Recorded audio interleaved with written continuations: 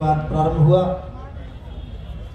अब हम आज के इस महत्वपूर्ण कार्यक्रम का संक्षिप्त में छोटा सा परिचय देते हुए, चूंकि आज ही के दिन बाबा साहब डॉक्टर अम्बेडकर जो हमारे मार्गदर्शक, हमारे मसीहा हैं, आज से 68 वर्ष पूर्व यहाँ आए और आज उनके आगमन को जीवंत करने का काम श्रद्धेय भंते करुणा सिंह राव जी ने किया। भले ही उस वक्त लोगों की स्थिति क्या रही होगी, लेकिन आज जैसे ही कारवां पूरा प्रवेश करता है पांडाल में, तो लगता है कि संपूर्ण भारतवर्ष बाबा साहब अम्बेडकर की अगुवाई करने के लिए आतुर हो उठा है। हम सब लोग मिलकर के बाबा साहब का आगमन करते हैं और इसको जीवंत करने का काम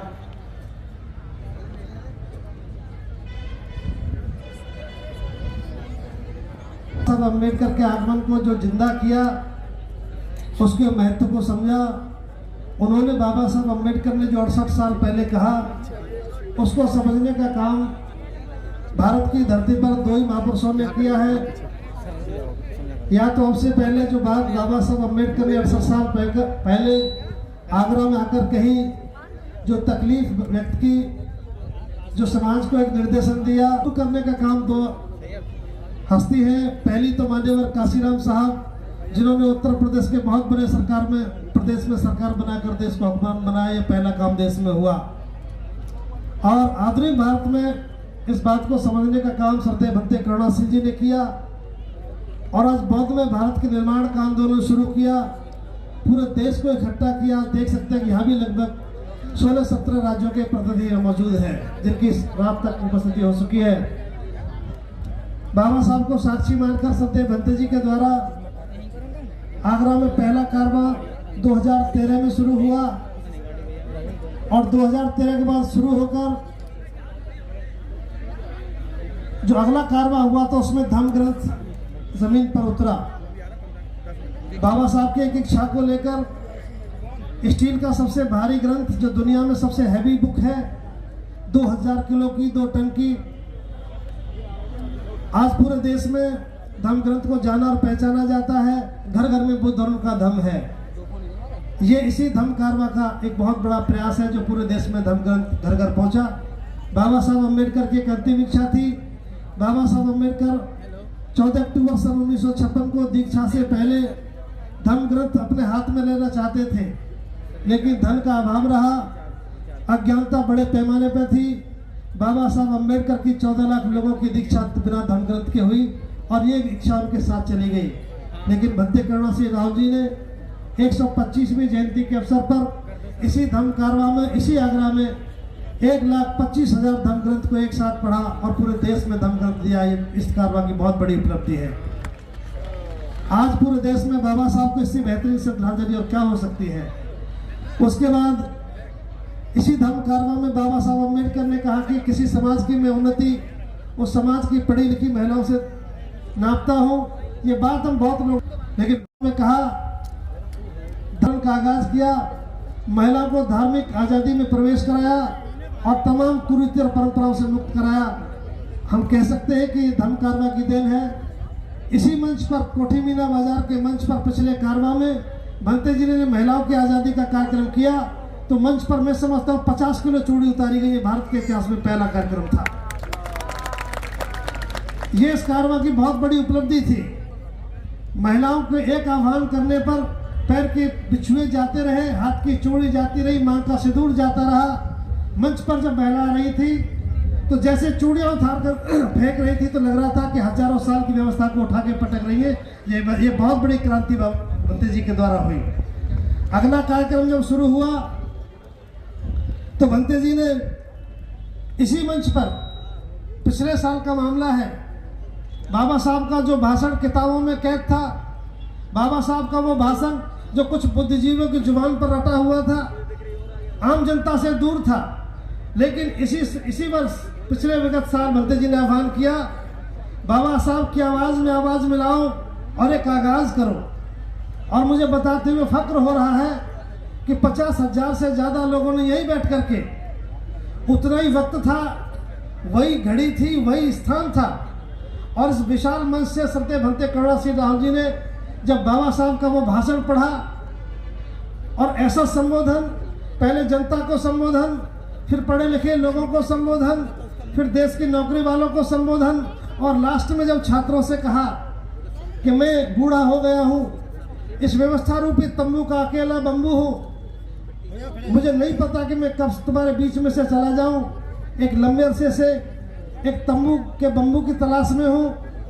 मैं चाहता हूँ कि मेरे जाने से पहले कोई इस तंबू का बंबू मिल जाए ताकि मैं चैन से मर सकूं। ये इतना भावुक कर देने वाला सेंटेंस था कि सदन, जैसे ही भंते जी ने संबोधन पढ़ा, पूरा सदन मार्मिक हुआ और बाबा साहब बहुत याद आए। उस दिन के बाद दूसरा जो आज हम यहाँ बैठे हैं, ये उसी की देन है।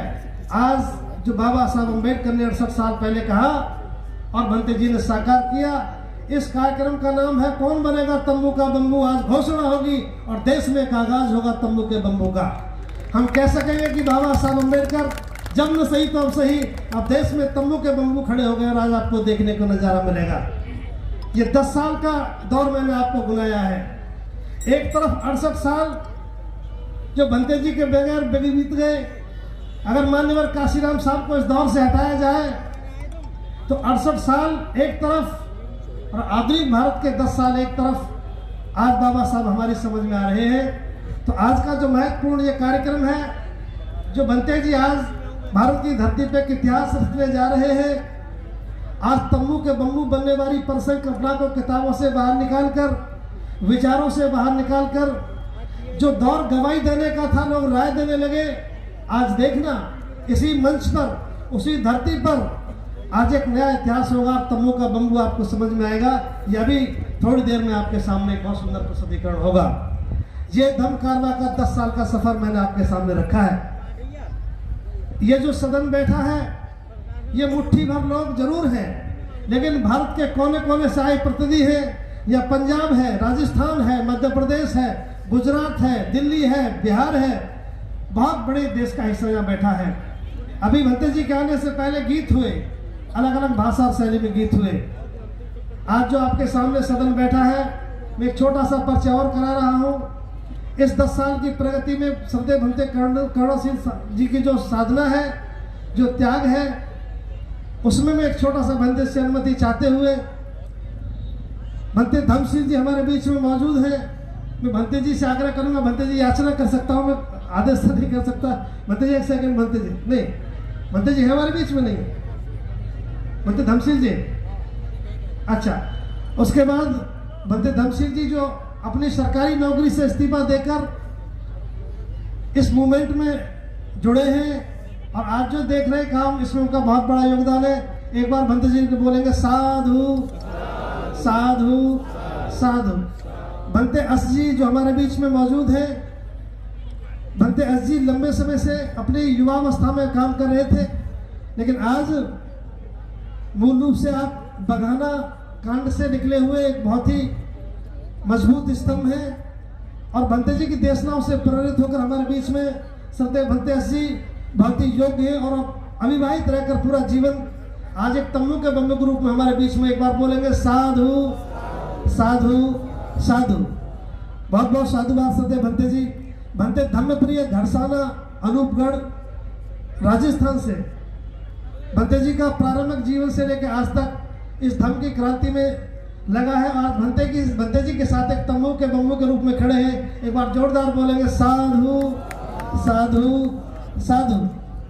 हमारे बीच में श्रद्धेय भिक्खु आदित्य जी, जो मैं समझता हूँ खड़े होने की स्थिति में तो नहीं है, लेकिन फिर भी मैं निवेदन करूंगा कि वो भी सरकारी सेवा के बाद बहुत ही वरिष्ठ भिक्खु हैं और धम्मभूमि को संभाल रहे हैं। भंते जी के सानिध्य में बहुत बीमारी के बाद एक नया जीवन मिला है और आज हमारे बीच में मौजूद है। उनके आगमन से हम बड़े खुश हैं। एक बार उनके लिए बोलेंगे साधु साधु साधु।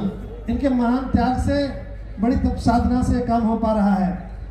भंते श्रद्धेय भिक्खुणी धम्मविनय जी, श्रद्धेय भिक्खुणी धम्मविनय जी, ये कार्यक्रम जो आप देख रहे हैं उनकी बड़ी महती भूमिका इसमें रही। मैं भिक्खु संघ का परिचय करा रहा हूँ। आप फतेहगढ़ हरियाणा से हैं, पोस्ट ग्रेजुएट है और युवा अवस्था से ही जीवन लेकर के धम्म के काम को गति दे रही है। हम चाहेंगे कि आप उनके लिए भी जोरदार बोलेंगे साधु साधु साधु। भक्ति निर्मल बौद्ध जी हमारे बीच में मौजूद है। आपका प्रारंभिक जीवन से लेकर आज तक सरकारी नौकरी से इस्तीफा देने के बाद सम्मानित भिक्खु जो हमारे मंच पर बैठे हैं, आपका चूंकि आज बाबा साहब अम्बेडकर के आगमन की उपस्थिति में हमारे बीच में आए, हम सभी का इस धम्मभूमि परिवार की तरफ से सभी भिक्खु संघ का सम्मान करते हैं, आदर करते हैं। बहुत बहुत आभार। ये छोटा सा परिचय था आज के इस दिवस का और संदेव भंते जी का। आपकी अनुमति हो तो दो लोग हमारे